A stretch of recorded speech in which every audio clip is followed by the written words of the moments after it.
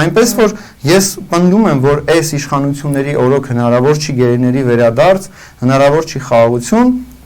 իսկ Ռուբեն Վարդանյանին եւս մեկ անգամ շնորհակալ եմ, որ մեր սերունդին ու սերունդներին դա պատմության մեջ գրվելու է, մնալու է, որ գերեվարված հացադուլի մեջ գտնվող բարերար ազգասեր հայրենասեր Ռուբեն Վարդանյանը իր կյանքի գնով այս պահին կարողացել է հասցնի այն կոչը, որը որ մեզ նաև այն մեծ պատասխանատվությունն է դնում մեր ուսերին, ինչը որ այնտեղ ինքը վերցրել է իր ուսերին, այսինքն մեզ պարտավորեցնում է, որ ոչ միայն իր